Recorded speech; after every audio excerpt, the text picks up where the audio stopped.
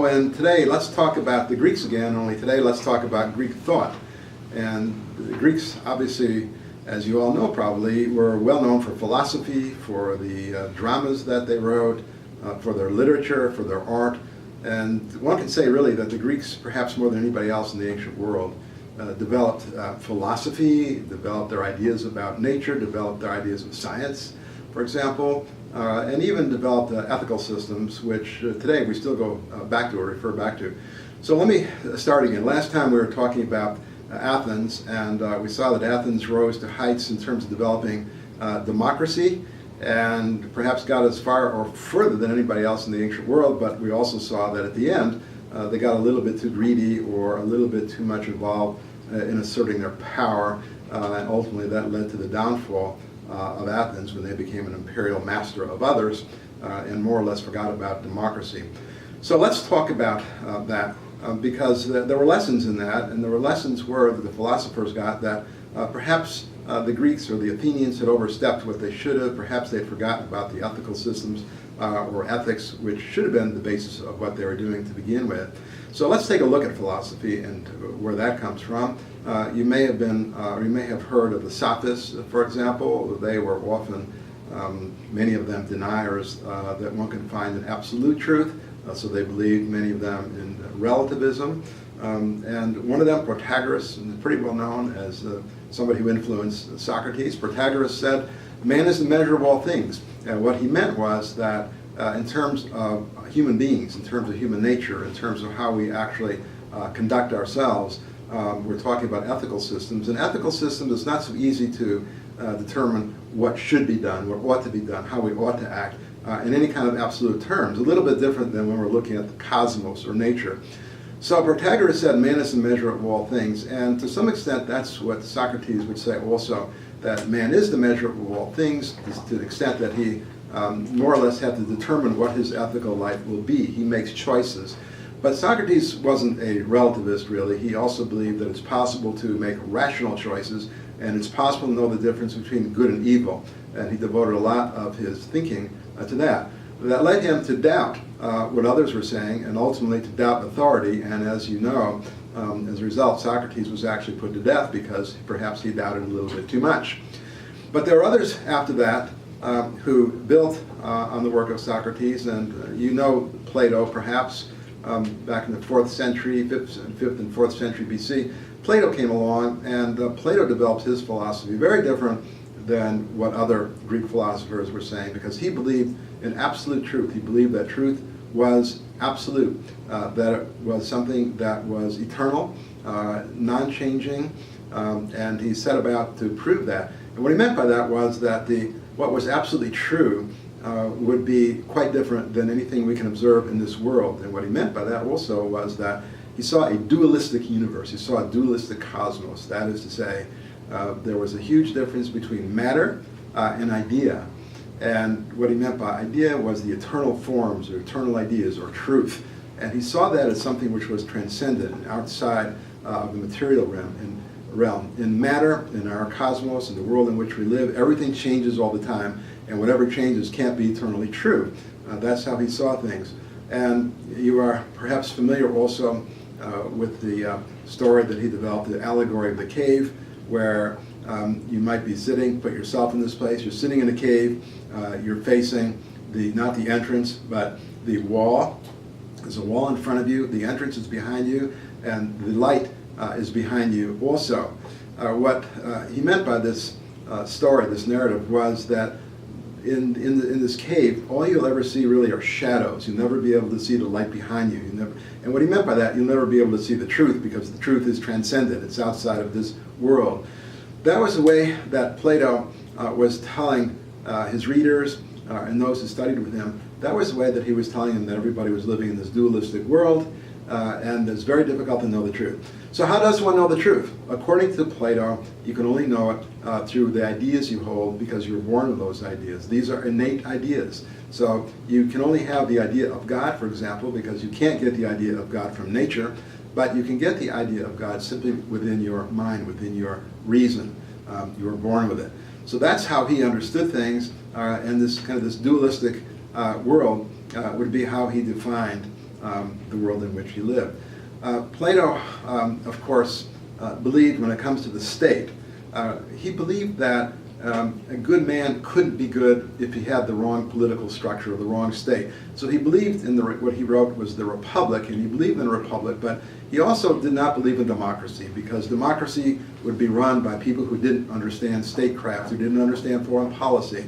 So democracy, in other words, he doesn't really trust those, the common people, so to speak. He doesn't trust them. He thinks that philosophers, philosopher kings, the guardians, as he would call them, they're the ones to run the state. They're the ones who would apprehend the truth. They would know the truth. And the truth is that the state should be run for the good of everybody, and everything should be based on reason. And those who would understand reason, those who could grasp it, those who would understand it, they're the guardians. So that's how Plato would structure the state. You need a good structure, you need a good state, you need good rulers in order for you as an individual to be able to behave rationally and ethically.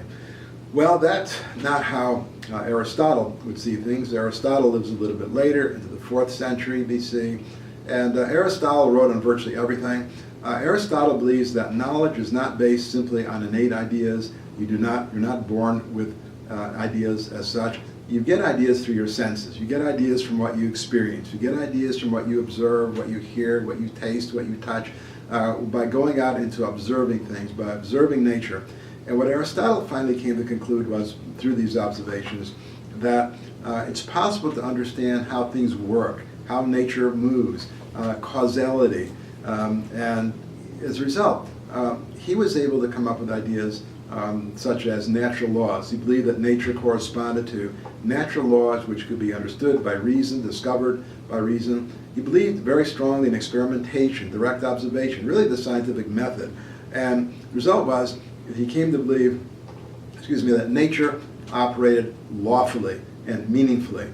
Well, if nature did, if the cosmos wasn't simply something which is hanging there, then it was lawful. He also believed that nothing could have created such a cosmos, anything less than a creative being, or what he called, not a god as such, but the unmoved mover.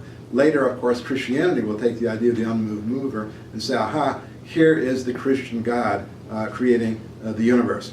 Well, Aristotle didn't quite say that, but he did believe that the only way to understand anything was to understand how matter actually acts, to understand the laws. And so he believed that it only got here because of the creation which put those laws into nature. So that's the way that he understood things. Now, if you look at Aristotle, you can see that what he's doing, he's explaining causality, right? Cause and effect.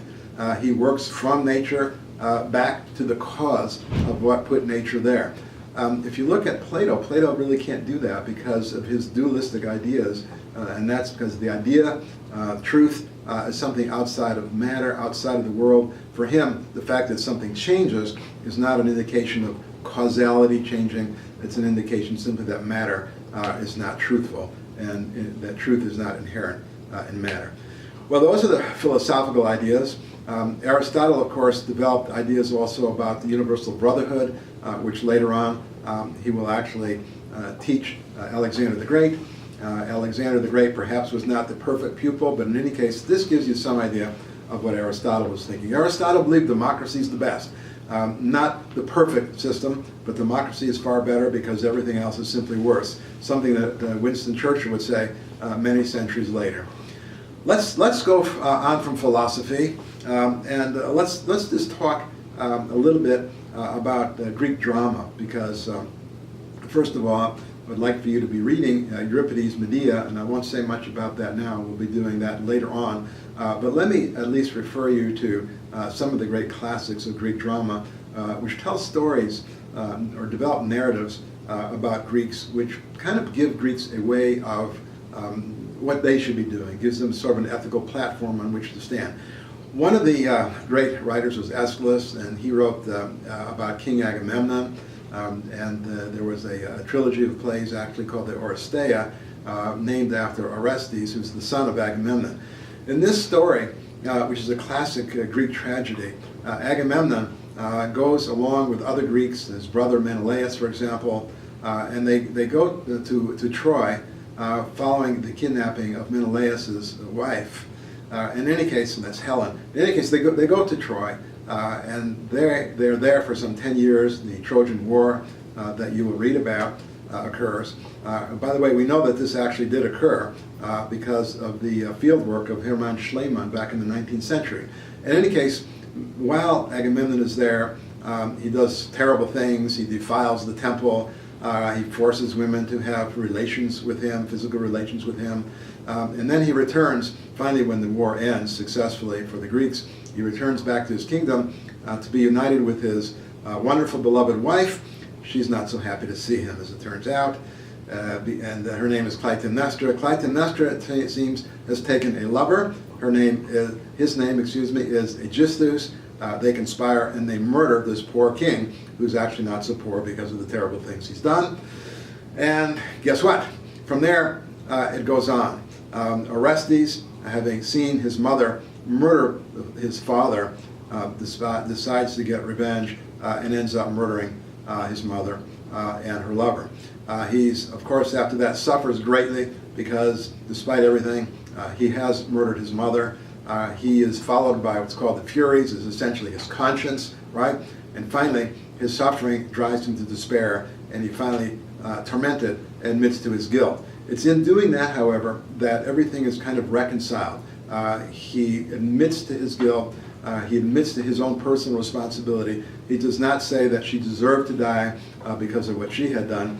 And in so doing, and this reminds me very much of the Christian story as well. In so doing, he brings suffering to an end, simply by accepting his guilt, simply by accepting his own personal responsibility and not blaming the gods for what is done.